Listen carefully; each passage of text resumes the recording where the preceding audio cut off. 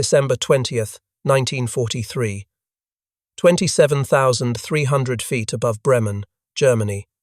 The gloved hand of Second Lieutenant Charles Brown trembled against the control column as he watched engine number 2 spew black smoke across the frozen German sky. The temperature outside read -40 degrees Celsius.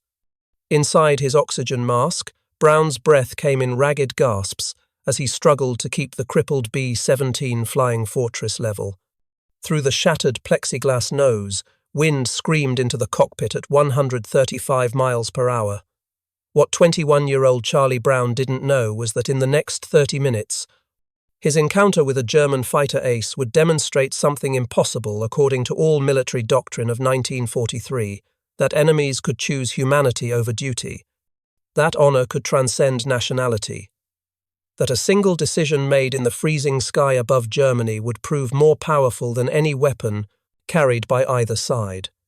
The story that would unfold over the next hour would remain classified for decades, buried by authorities on both sides who understood that such an incident threatened to complicate the simple narrative of good versus evil that wars require.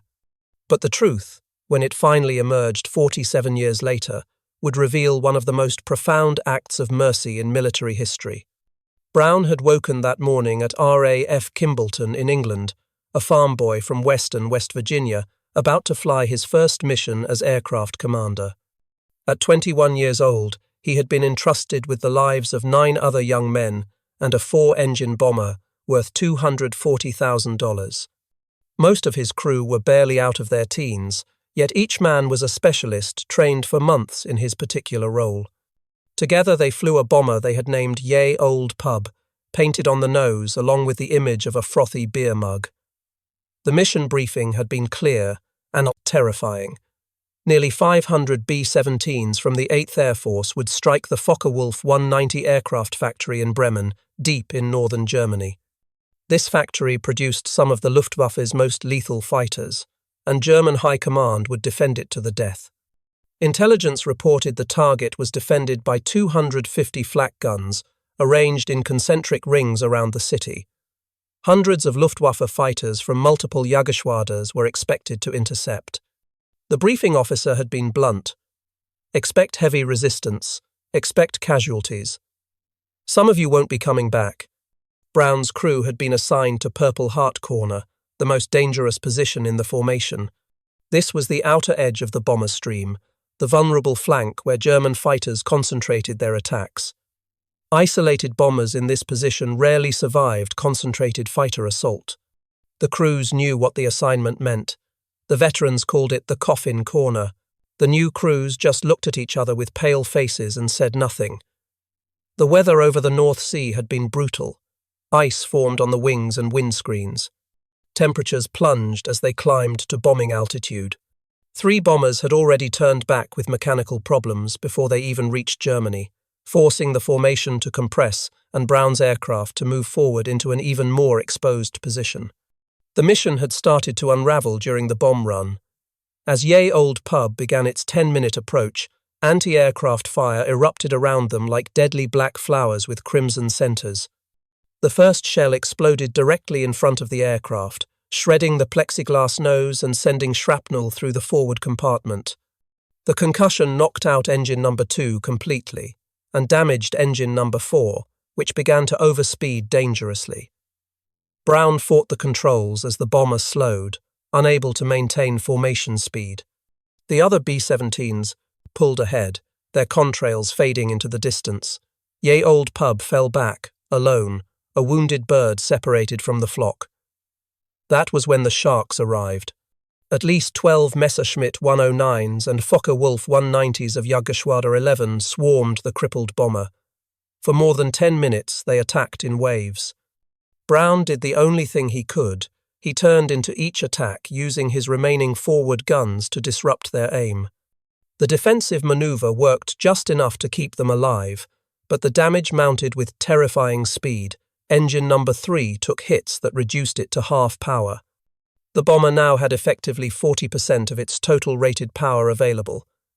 The oxygen system ruptured, and both Brown and his co-pilot, Second Lieutenant Spencer Luke, lost consciousness. Without oxygen at 27,000 feet, they had minutes to live. The bomber began to fall. Ye Old Pub dropped through the sky, spiraling toward the frozen German countryside below. At 3,000 feet, barely above the rooftops of Oldenburg, Brown regained consciousness. His training took over. He pulled back on the controls with every ounce of strength, and somehow, impossibly, the bomber leveled out. They were so low that Brown could see the expressions of shock on the faces of German civilians below, watching an American bomber pass close enough to shear tiles off their roofs. Brown took inventory of the damage and felt his stomach drop. The hydraulic system was destroyed, meaning no flaps, no brakes, manual landing gear deployment only. The electrical system barely functioned. Half the rudder was gone, shot completely away. The entire tail section was shredded, looking like Swiss cheese. The horizontal stabilizer had been hit so many times it was amazing it still provided any control authority. 10 of the bomber's 11 defensive guns were frozen solid or destroyed completely. Only the top turret guns and one nose gun still worked, leaving them nearly defenseless. The nose section had been blown completely open. The plexiglass bombardier compartment had shattered, creating a howling wind tunnel that made communication almost impossible and threatened to tear apart anything not secured. Shell fragments had punctured fuel tanks. Hydraulic fluid streamed from severed lines, freezing into crystals in the -40-degree air. Control cables had been cut and were held together by just a few strands. In the rear of the aircraft, Sergeant Hugh Eckenrode, the tail gunner, lay dead at his position, killed instantly by a 20mm cannon shell. Several other crew members were severely wounded, including waist gunner Alex Yelisanko, who had taken shrapnel to his leg and shoulder. The ball turret gunner, Sam Blackford, was unconscious from oxygen deprivation and had to be pulled from his position. The entire crew was suffering from frostbite, their fingers and faces turning white in the sub-zero temperatures. Oxygen deprivation had left several men confused and disoriented. Brown's own shoulder burned where a metal fragment had torn through his flight jacket. He could feel blood soaking his shirt, but there was nothing to be done about it now. His co-pilot, Spencer Luke, was in similar condition, wounded but functional. They had to keep flying. Brown offered his crew the chance to bail out. Becoming prisoners of war was better than dying in a doomed aircraft. To a man, they refused. They would fly home together or die together. The crippled bomber limped north at 135 miles per hour, leaving a trail of smoke and hydraulic fluid. They had to cross 250 miles of North Sea to reach England. Brown knew their chances were essentially zero. But they flew on. What Brown didn't know was that their flight path had taken them directly over a Luftwaffe airfield near the town of Jever. And on that airfield, refueling and rearming his Messerschmitt 109, was a 28-year-old fighter pilot who was about to make the most important decision of his life. Oberleutnant Franz Stigler had been born August 21st, 1915 in Regensburg, Bavaria, into a family with deep aviation roots. His father had been a pilot in the First World War, flying reconnaissance missions over the Western Front. Franz had absorbed aviation like oxygen from his earliest childhood. By age 12, he was already flying gliders in the hills around Regensburg, learning to read the wind and sky with an instinct that would later save his life many times. By 1933, when he was just 18 years old, he was piloting powered biplanes. His natural talent was obvious. Before the war, he had been selected to fly for Deutsche Lufthansa, the predecessor of modern Lufthansa, as a commercial airline pilot. This was an elite position, available only to the most skilled aviators. He flew passenger routes across Europe, accumulating thousands of hours of flight time and developing the smooth, precise control that would characterize his combat flying. When war came in 1939, Stigler faced a choice. He could remain in commercial aviation, exempt from military service as an essential transport pilot, or he could join the Luftwaffe. He chose to serve. When Stigler joined the Luftwaffe in 1940, his experience meant he became an instructor pilot first, teaching new recruits the basics of military aviation. One of his students was a young pilot named Gerhard Barkhorn, who would go on to shoot down more than 300 aircraft, becoming one of the highest-scoring aces in history. But Stigler wanted combat duty. Instructing was important, but he felt he could contribute more at the front. He requested transfer to a fighter squadron. In 1942, he got his wish. He was assigned to Jagerschwader 27 and sent to North Africa, where Erwin Rommel's Afrika Korps was fighting the British 8th Army across the deserts of Libya and Tunisia. In the deserts of Libya and Tunisia, under the command of the legendary Eduard Neumann, Stigler learned his craft under the most demanding conditions imaginable. He flew alongside some of Germany's greatest aces. The desert was an unforgiving teacher. Engine failures meant death in the sand. Navigation errors meant disappearing forever. But it was also a place where a certain kind of chivalry still existed. British and German pilots who shot each other down in the morning sometimes shared drinks in the evening after being captured. There were rules, unwritten but understood. One experience in North Africa would shape everything that followed. His squadron commander, Gustav Rodel, who had served with distinction since the Battle of Britain, gathered his pilots one day for what seemed like a routine briefing. But Rodel's words were anything but routine. "You are fighter pilots first, last, always," Rodel had said, his voice hard, as iron. "If I ever see or hear of you shooting at a man in a parachute, I will shoot you myself." The message was clear. There were limits even in war. There were lines that honourable men did not cross. A pilot descending in a parachute was defenceless, helpless. To kill such a man was murder, not combat. Stigler never forgot those words. By December 1943, Stigler had returned to Germany after the collapse of the Afrika Korps. He had 27 confirmed victories to his name and was approaching the threshold for earning the Knight's Cross of the Iron Cross, one of Nazi Germany's highest military honours. For a fighter pilot, the medal meant everything: recognition, honour, proof that you had done your duty. It meant you had survived when so many others had died. That morning of December 20th, Stigler had already shot down 2 B-17s. One more bomber and he would be closer to his Knight's Cross. Stigler was on the ground when he heard the distinctive sound of American engines struggling overhead. His Messerschmitt 109 was being refueled and rearmed. The aircraft already had a .50 caliber bullet lodged in its radiator from the morning's combat, risking engine overheating. But when Stigler saw the crippled B-17 passing low overhead, trailing smoke, he made an instant decision. He scrambled into his fighter and took off. Stigler caught up with Ye Old Pub in less than 2 minutes. He positioned himself to the bomber's rear, the classic attack position. His finger moved toward the gun button. This was it. The easy kill. Another step toward the Knight's Cross. Everything he had fought for. Then he saw what was inside the bomber. Through the massive holes torn in the fuselage by cannon fire, Stigler could see everything. He could see the dead tail gunner slumped over his guns. He could see crew members covered in blood, desperately trying to help their wounded comrades. He could see the pilot, hunched over the controls, fighting to keep the shattered aircraft in the air.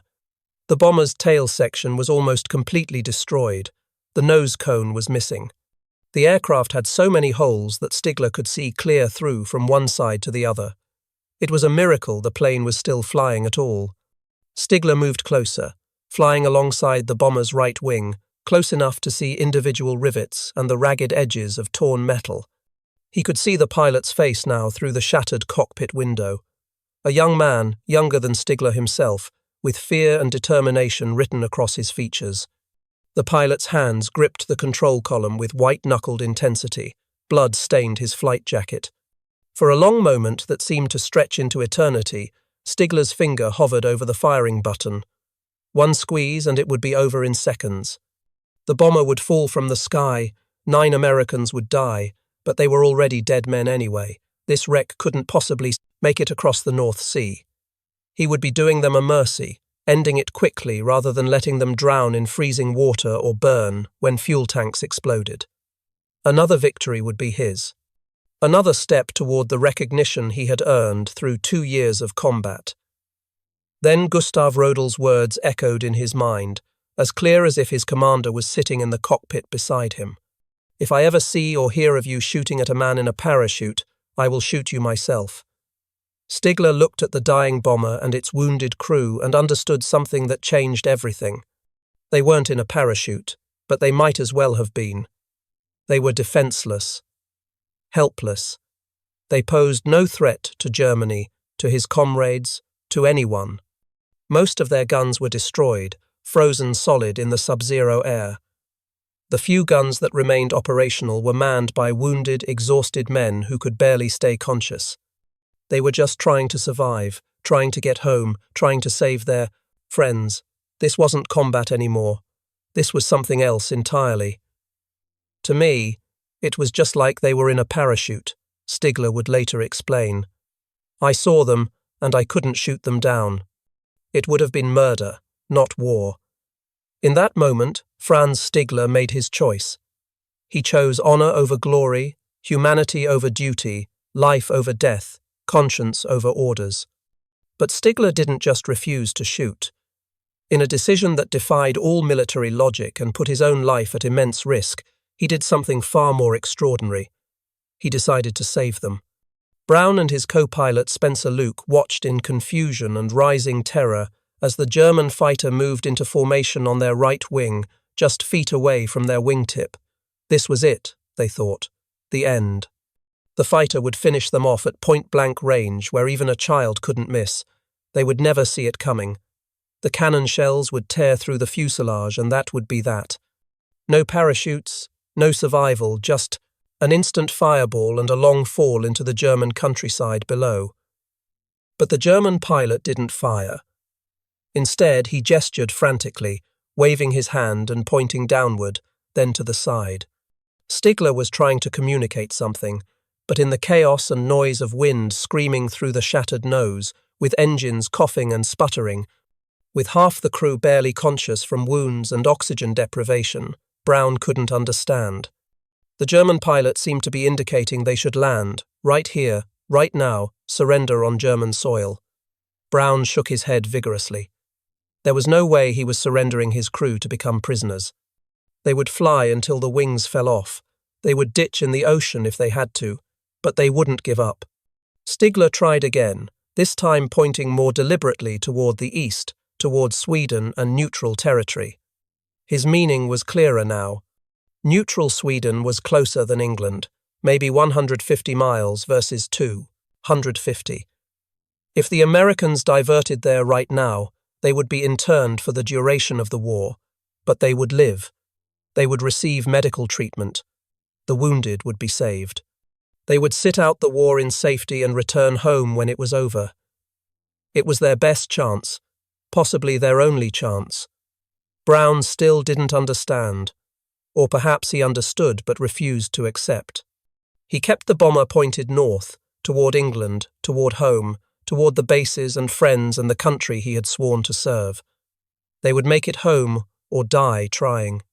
Stigler realized the Americans didn't comprehend his gestures or had chosen to ignore them, and he understood something else that filled him with dread.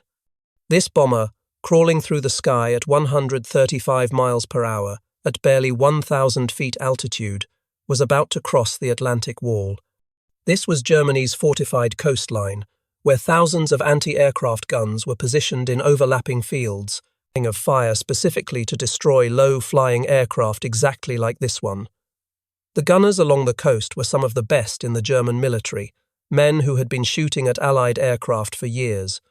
They could hit a target this slow and this low with their eyes closed. In its current condition, trailing smoke and hydraulic fluid, flying straight and level because it couldn't do anything else, ye old pub wouldn't survive 30 seconds once those guns opened up. The bomber would be torn to pieces before it reached the water. So Stigler made another decision that defied all military logic and made what he had already done seem almost reasonable by comparison. He moved his fighter into tight formation on the bomber's left wing, so close that Brown could see every detail of the German pilot's face through the canopy, so close that their wingtips were separated by mere feet, close enough that any turbulence, any slight miscalculation, Any moment of inattention would cause a crisis, catastrophic collision that would kill everyone. Stigler looked across the space between them and made eye contact with Brown. For several seconds, the two pilots stared at each other. Then Stigler did something that changed everything. He saluted. It was a formal military salute, the kind rendered between officers of equal rank. A salute of respect, of recognition, of one warrior acknowledging another, a salute that said, "I see you. I know what you're doing. I know you're trying to save your men. I honor that." And then Stigler did something even more remarkable. He stayed in formation, holding position on the bomber's left wing with the precision of an airshow demonstration pilot. German anti-aircraft gunners on the ground were trained to shoot at any aircraft that came within range, to fire first and identify later. The standing orders were clear. If it flies, if it's low, if it's over Germany, shoot it down. No exceptions, no hesitation. Thousands of Allied aircraft had been destroyed by these guns. The gunners were veterans, experienced, deadly accurate. But the gunners were also trained to recognize their own aircraft. They knew the distinctive silhouette of a Messerschmitt 109. They knew what German formations looked like. They knew their own squadron markings and call signs. When they looked up and saw a Messerschmitt 109 flying in tight formation with a bomber, flying so close that the two aircraft looked almost connected, their training told them something different than their standing orders. This must be a captured Allied aircraft being escorted to a German airfield, or perhaps a German bomber returning from a test flight, or some kind of special operation that they hadn't been briefed about. Whatever it was, the presence of the German fighter meant don't shoot. Stigler used his own aircraft as a human shield. He risked his life, risked being shot down by his own anti-aircraft guns if they recognized the bomber as American, to protect an enemy aircraft. He risked court-martial and execution if anyone reported what he was doing. He risked collision with the bomber, whose pilot might make a sudden maneuver at any second. He risked running out of fuel over the North Sea with no way to return home. For over 15 minutes, as long as it took for a bomber at 135 miles per hour to cross the coastal defences, he flew alongside Ye Old Pub. Formation flying this close required total concentration. Any distraction, any loss of focus, any moment of inattention, meant death for everyone. He held position through turbulence, through the bomber's erratic movements as its damaged controls responded unpredictably, through the temptation to look down at the German gunners below, who must be watching this bizarre formation pass overhead. They flew over Wilhelmshaven, over the submarine pens and naval facilities. They flew over gun positions that could have destroyed them both in seconds. They flew over German towns where people looked up and saw an American bomber escorted by a German fighter and wondered what was happening in the sky above them. All the way across the German coastline, over the deadly Atlantic wall, until they reached open water and safety. Brown still didn't fully understand what was happening. The German fighter stayed glued to their wing. Was he herding them somewhere? Was this some kind of trap? Brown ordered his dorsal turret gunner to train the guns on the German fighter, but not to fire, just to warn him off. Stigler saw the guns tracking him. He understood the message. The Americans still didn't trust him. But that was okay. They were over water now. They were safe from German guns. They had a chance. Stigler pulled away from the bomber. He looked across at Brown one more time. Then he raised his hand in a final salute, rolled his fighter, and turned back toward Germany. Brown watched the German fighter disappear into the clouds, dwindling to a speck, and then vanishing entirely. His mind reeled, trying to process what had just happened. A German fighter pilot, an enemy combatant whose job was to kill Americans, had just saved their lives. Not just refrained from shooting, but actively escorted them to safety, putting his own life at risk to do it. It made no sense according to anything they had been taught. Every briefing, every propaganda poster, every training film had painted the enemy as fanatics who showed no mercy. Yet this German pilot had shown nothing but mercy. It contradicted everything. But there was no time to wonder about miracles or try to understand the incomprehensible. They still had 250 miles of storm-tossed North Sea to cross, and the odds of making it were still almost zero. With 3 engines damaged or destroyed, with the entire aircraft held together by prayers and a few surviving control cables, Ye Old Pub barely maintained altitude. The bomber was slowly, inexorably, losing height. The crew worked frantically to keep them alive. They threw out everything that wasn't bolted down to reduce weight.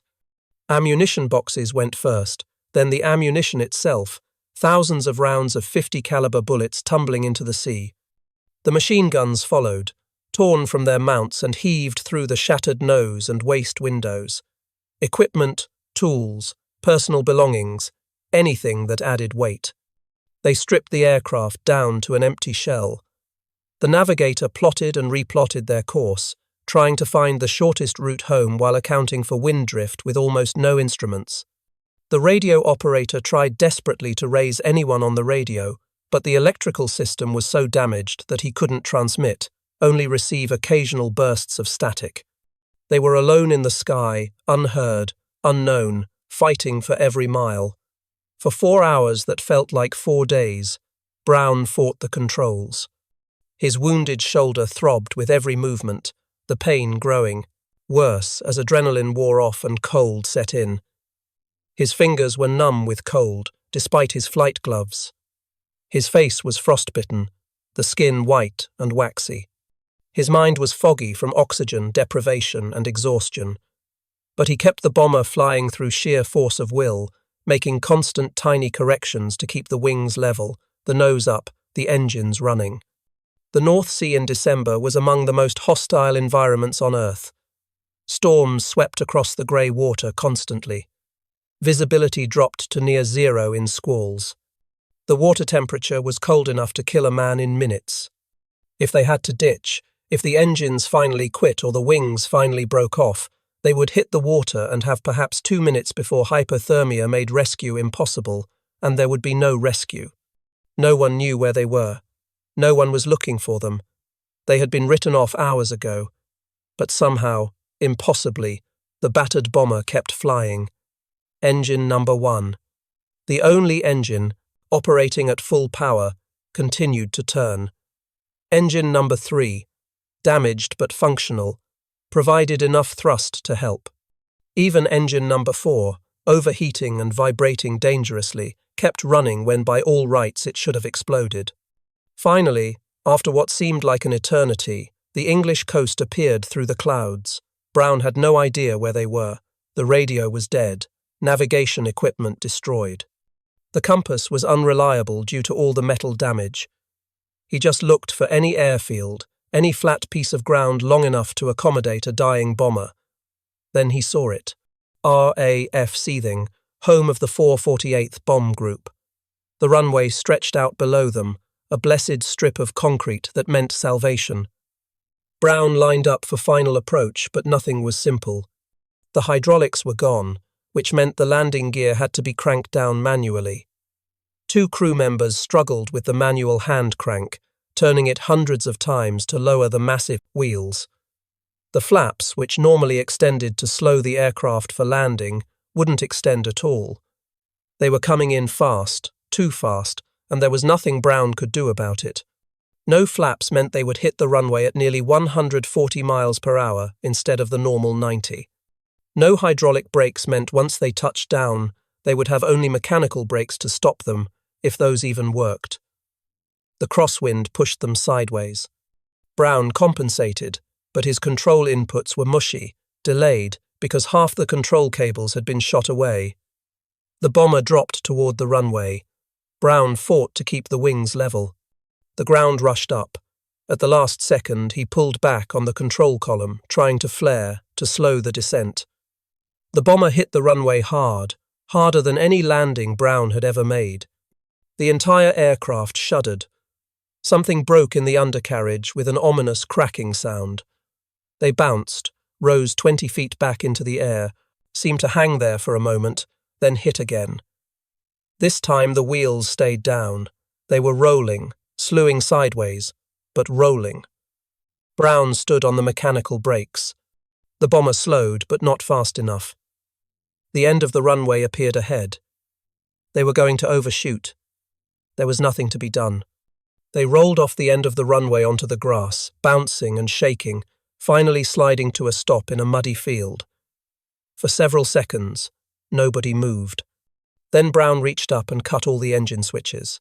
The sudden silence was overwhelming. After hours of engine roar and wind scream, the quiet felt unnatural. The crew sat in stunned silence for a long moment, unable to believe they were alive, unable to believe they were home, unable to process that they had just survived what should have been impossible. When the crew finally climbed out of Ye Old Pub, using the holes in the fuselage as handholds because the normal hatches were jammed or destroyed, ground personnel stared in disbelief. Maintenance officers and flight crews came running from all directions, drawn by the spectacle of what appeared to be a flying wreck somehow still in one piece. The bomber looked like it had been through a shredder and then reassembled wrong. Maintenance officers walked around it in silence, counting holes, examining damage, shaking their heads. They counted more than 400 holes in the fuselage. Some holes were small, from machine gun bullets. Others were massive, from 20mm and 30mm cannon shells. You could look through the aircraft from one side and see daylight on the other. The tail section was barely attached to the rest of the aircraft, held on by a few structural members that should have failed under any flight loads. The nose was completely gone, just a ragged opening where plexiglass and metal had been. 3 of the 4 engines were destroyed or damaged beyond repair. The wings looked like lace, so many holes that it seemed impossible they still provided lift. One maintenance officer, a veteran who had seen hundreds of damaged bombers, remarked that he had never seen a bomber so badly damaged still capable of flight. Another said it was a miracle anyone survived, that by all the laws of aerodynamics and probability, this aircraft should have fallen out of the sky over Germany. A third simply said that God himself must have been the co-pilot, because no human pilot could have brought this wreck home. At the debriefing, held in a cold office with intelligence officers who had heard every kind of combat story imaginable, Brown told his commanding officers everything. He described the flak damage, the fighter attacks, the spiral toward the ground, the recovery at 3,000 feet. He described the damage to the aircraft, the casualties, the desperate flight north. And then he described something that made the intelligence officers stop writing and look up with expressions of disbelief. He described the German fighter pilot who had escorted them to safety. He described how the enemy pilot had positioned his aircraft to shield them from anti-aircraft fire. He described the salute. He described how this German pilot had risked his own life, violated his orders, and committed what could be considered treason under Nazi military law, all to save 10 American airmen he had never met. The officers listened in complete silence. When Brown finished, nobody spoke for a long moment. Then the ranking intelligence officer closed his notebook and made a decision that would seal this story away for nearly 5 decades. The incident was classified secret. No one, absolutely no one, was to speak of it. Ever. Not to other crews, not to family, not to friends, not to anyone. The classification would remain in effect indefinitely. Any violation would result in court-martial. The reasoning was clear and coldly logical. The story of a chivalrous German pilot might encourage Allied air crews to let their guard down, to hesitate in combat, to look for mercy where none existed. It might create sympathy for the enemy at a time when the war effort required absolute demonization of the opponent. In total war, there was no room for such complications. The narrative had to remain simple. Us versus them. Good versus evil. Democracy versus fascism. There could be no shades of grey, no enemy with a conscience, no German capable of mercy. The official line was stated bluntly. You can't be human and be flying in a German cockpit. They're all Nazis, all fanatics, all killers. What you experienced was an aberration, possibly an attempted deception. Don't speak of it. Don't think about it. Don't let it change how you fight this war. Brown was ordered to sign a document acknowledging the classification. He complied. He understood the reasoning, even if he disagreed with it. He had seen what he had seen. He knew what he knew. But he would keep silent. He completed his combat tour, flying more missions, losing more friends, watching more bombers fall from the sky. He went home to West Virginia when the war ended, tried to reintegrate into civilian life, found it difficult. He attended college on the GI Bill, earning a degree. He returned to the newly formed United States Air Force in 1949, unable to fully leave military service behind. He served in the Office of Special Investigations, hunting Nazi war criminals, ironically enough. He served with the Joint Chiefs of Staff, working on strategic planning. He served in various other assignments across 2 decades until his retirement in 1972 with the rank of Lieutenant Colonel. But through all those years, through all those assignments, through marriage and children and the ordinary passages of civilian life, he never forgot the German pilot who had saved his life. The memory haunted him. He saw that Messerschmitt 109 in his dreams. He saw the salute. He wondered, constantly, whether the German pilot had survived the war, whether he was still alive, whether he ever thought about that December day. Meanwhile, thousands of miles away, Franz Stigler landed his fighter at his base near Bremen and made a decision that would define the rest of his life. He said nothing about what he had done. Not to his squadron mates, who would have called him a traitor. Not to his commanding officers, who would have court-martialed him. Not to his family, who would have been endangered by the knowledge. Not to anyone, ever. The reason was brutally simple. Under Nazi military law, as interpreted by increasingly paranoid and vicious authorities in late 1943, what Stigler had done was a capital offence. He had allowed an enemy aircraft to escape when he had the clear opportunity to destroy it. He had actively aided the enemy by escorting them to safety. He had placed his own aircraft at risk to protect enemy personnel. Any of these actions alone could be interpreted as treason, cowardice, or defeatism. Together, they constituted an ironclad case for execution. The Nazi regime had become increasingly brutal in its treatment of perceived traitors. Officers were shot for far less than what Stigler had done.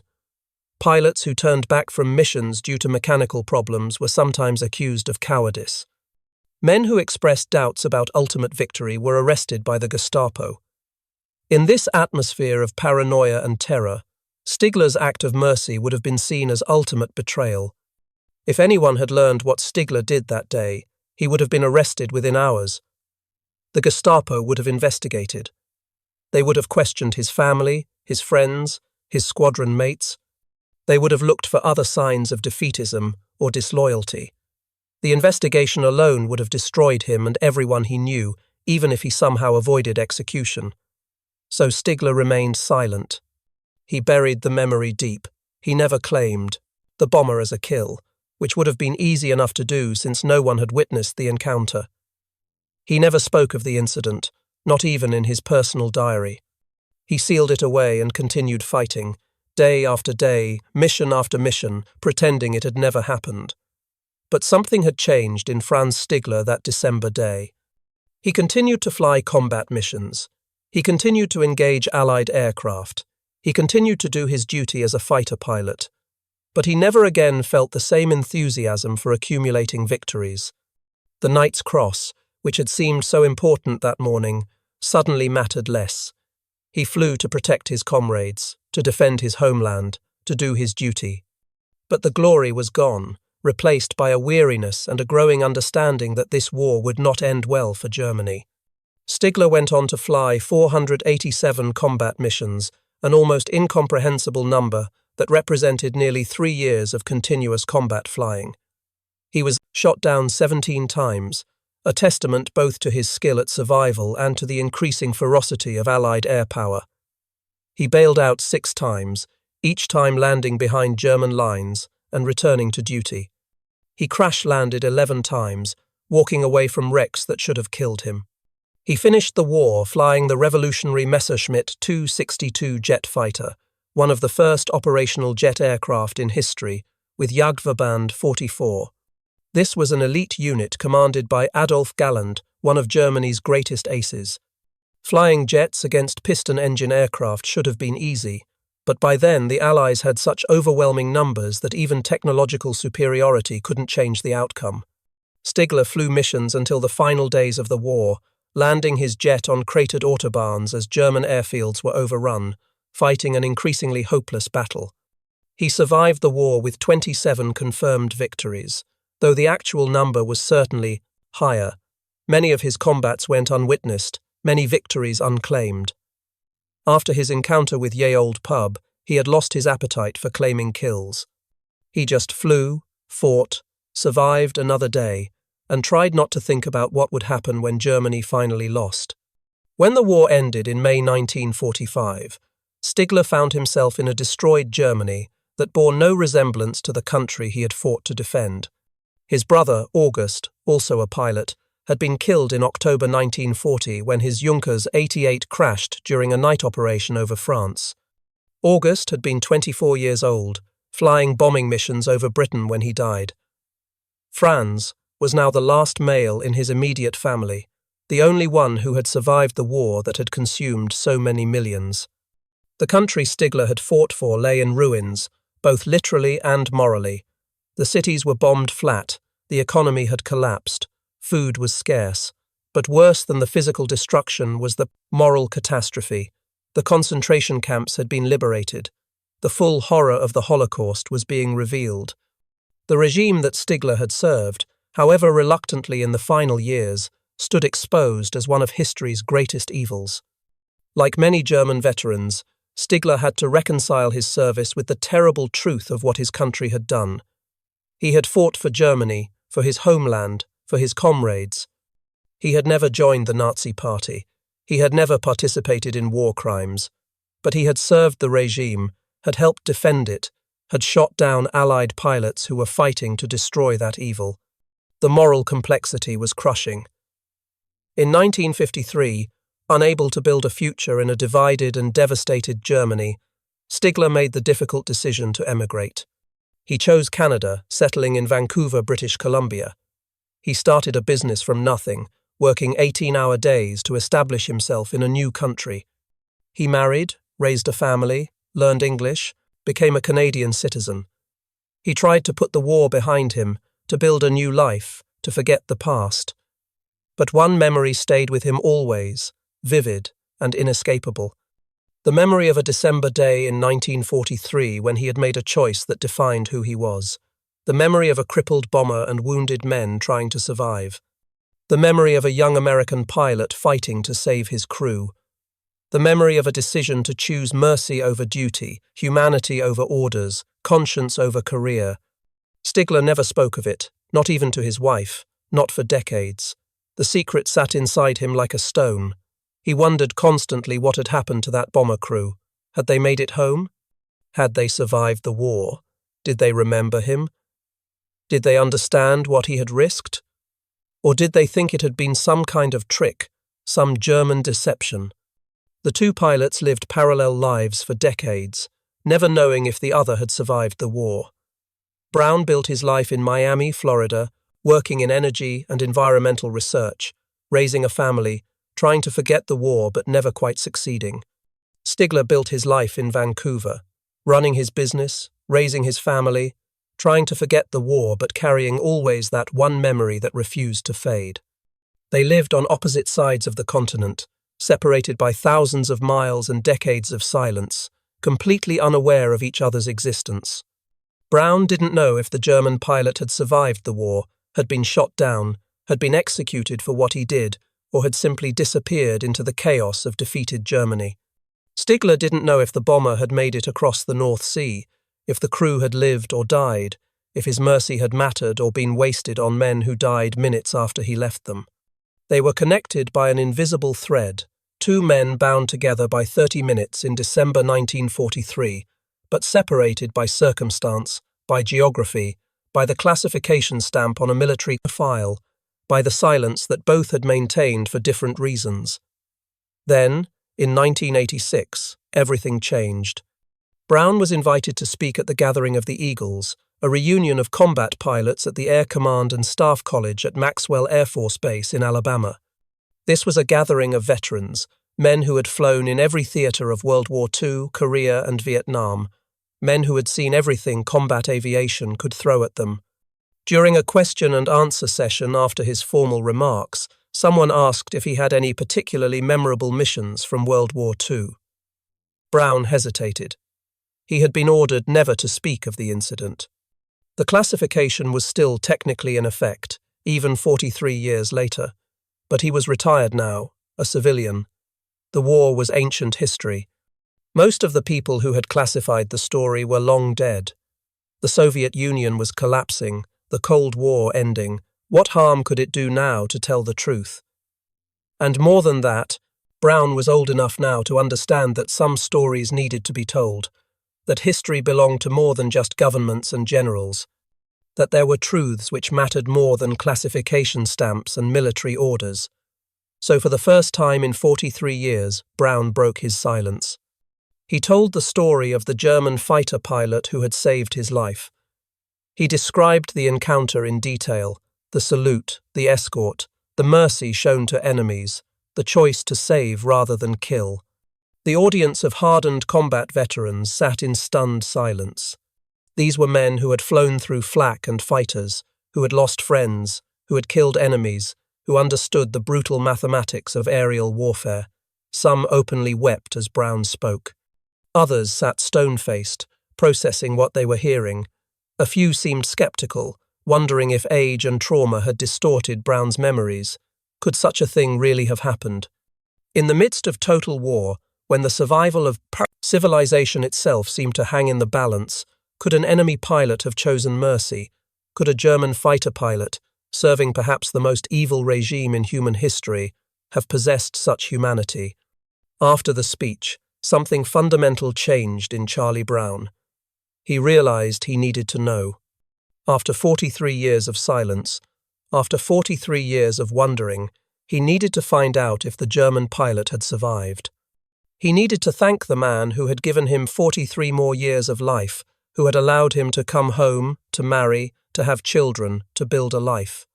He needed to close this circle, to find an answer to the question that had haunted his dreams for nearly half a century. Brown began a search that would consume the next 4 years of his life. He wrote letters to the United States Air Force Historical Office, requesting any records from the mission of December 20th, 1943. He contacted the German Federal Archives, asking for Luftwaffe personnel files. He reached out to the West German Air Force, hoping they might have records of pilots stationed near Bremen. He wrote to veteran organizations in both countries, hoping someone might remember something, might know something. He searched through mission reports, trying to match timelines. He studied German fighter unit dispositions, trying to narrow down which squadrons had been active in that area on that date. He looked at aerial photographs of German airfields, trying to identify which ones had been close enough for a fighter to intercept his bomber. He cross-referenced everything, building a database of information that should have pointed him toward an answer, but he found nothing. Records from December 1943 were sparse, scattered, often destroyed. The Allied bombing campaign had destroyed many German archives. The chaos at the end of the war had led to more losses. What survived was often incomplete or inconsistent. German fighter pilot names remained classified in some cases, lost in others. Nobody seemed to remember anything about a fighter escorting a bomber to safety. Brown began to wonder if he had imagined the whole thing. His memories of that day were hazy in places, clouded by injury, oxygen deprivation, shock, and exhaustion. Maybe the German pilot hadn't really saluted. Maybe there had been no escort. Maybe the fighter had just happened to fly alongside them by coincidence, heading back to base. Maybe his traumatized mind had created a story of mercy to cope with the horror of watching Eckenrode die, of nearly dying himself, of bringing home a bomber full of wounded men. But he knew what he had seen. He knew what had happened. The memory was too vivid, too detailed, too specific to be a hallucination or a delusion. The salute had happened. The escort had happened. The mercy had been real. But Brown refused to give up. He had flown a shattered bomber across 250 miles of ocean. He could pursue this, search, until he found an answer, or proved conclusively that no answer existed. In 1990, after 4 years of dead ends and disappointments, Brown decided to try one last approach. He wrote a letter to combat crew, a newsletter circulated among former Luftwaffe pilots. The letter was simple and direct.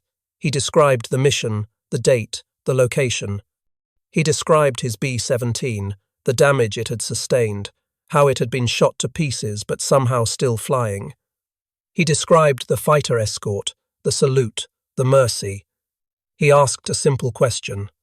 "Do you remember this? Were you the pilot? Does anyone know who this pilot was?" He sent the letter, fully expecting nothing to come of it. He had sent so many letters over 4 years. Everyone had led nowhere. Why should this be any different? He sent the letter and waited, trying not to hope too much, trying to prepare himself for another disappointment. 4 months later, an envelope arrived from Vancouver, Canada. Brown's hands trembled as he opened it. Inside was a letter in careful handwriting. "I was the one," it said. The letter was from Franz Stigler. Brown called the number on the letter. When Stigler answered, Brown asked him to describe what he remembered. Stigler described the bomber, the damage, the escort. He described flying formation on the left wing. He described his black Messerschmitt 109. He described saluting before he broke away. Every detail matched Brown's memory perfectly. Both men began to cry on the phone. They had found each other. After 47 years, the two warriors were reunited. They agreed to meet in person. On June 21, 1990, Charlie Brown and Franz Stigler stood face to face for the first time since that December day in 1943. They embraced like brothers. For Brown, it was like a weight lifted from his shoulders. The nightmares that had plagued him for decades began to fade. He finally had answers to questions that had haunted him for nearly half a century. For Stigler, it was vindication. His choice to spare the bomber had been right. These men had gone on to live full lives, to raise families, to contribute to society. He had made the right decision, even though it had cost him advancement toward the Knight's Cross, even though it could have cost him his life. The two men became inseparable friends. They visited each other frequently, traveling between Vancouver and Miami. They appeared together at air shows, veteran reunions, and history conferences, telling their story to anyone who would listen. In 1993, Stigler was presented with the Star of Peace Award by the Combatants Federation of Europe, recognizing his act of mercy 50 years earlier. In 2008, following a request from Charlie Brown, all crew members of Ye Old Pub who had survived were awarded the Silver Star for their valor during the mission. Brown himself received the Air Force Cross, one of the highest military decorations in the United States.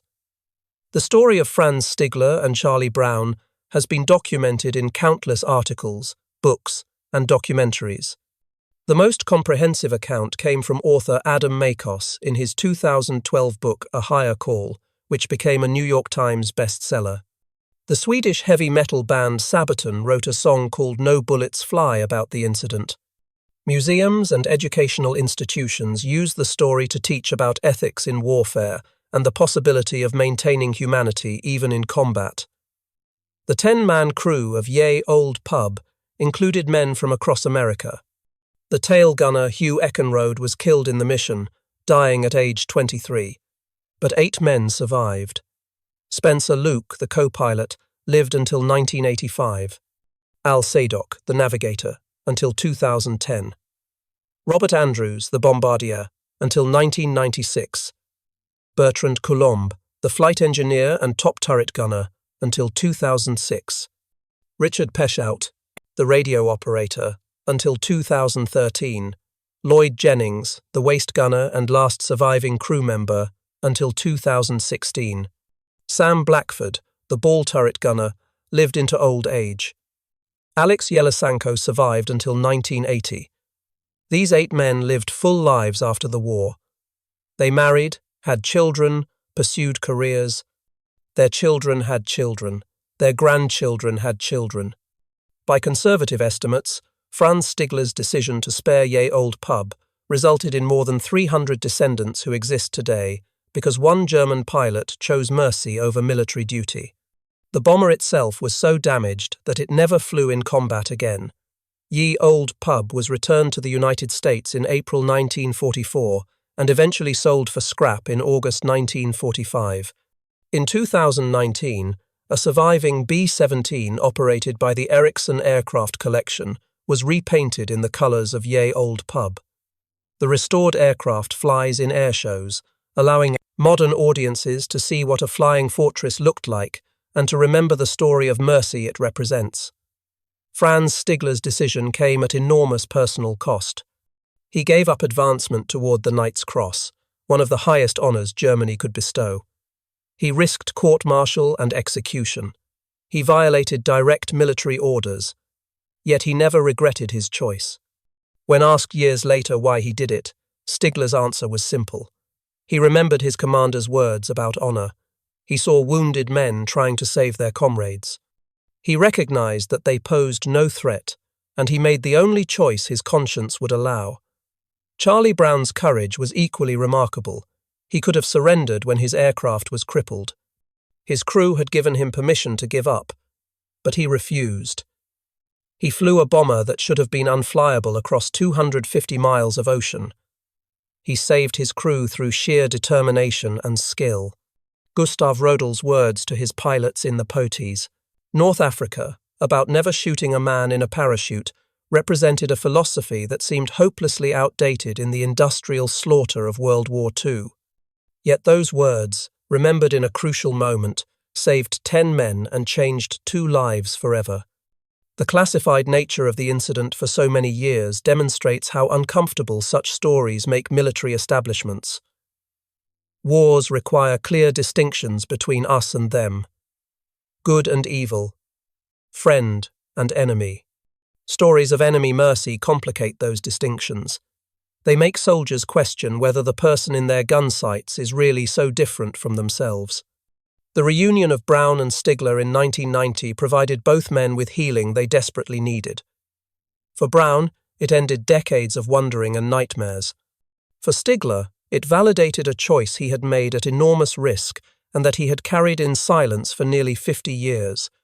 Their friendship in the final years of their lives showed what could be possible when warriors meet as human beings rather than as symbols. They travelled together, spoke together, and became as close as actual brothers. When one died, the other followed soon after, as if neither could bear to be separated again. The friendship lasted 18 years. In 2008, both men's health began to fail. On March 22, 2008, Franz Stigler died in Vancouver at age 92. 8 months later, on November 24, 2008, Charlie Brown died in Miami at age 86. They were buried thousands of miles apart, but their families knew that in the most important way, they would always be together. In a book Stigler had given to Brown years earlier, Franz had written an inscription that captured everything about their relationship. In 1940, I lost my only brother as a night fighter, Stigler had written. On December 20th, 1943, I was able to save a B-17 from its destruction, a pilot named Charlie Brown. He is for me as precious as my brother was. Thanks, Charlie, your brother, Franz. On that frozen December day in 1943, 27,000 feet above Germany, 2 men met as enemies. They parted as something more. And 47 years later, they found each other again as brothers.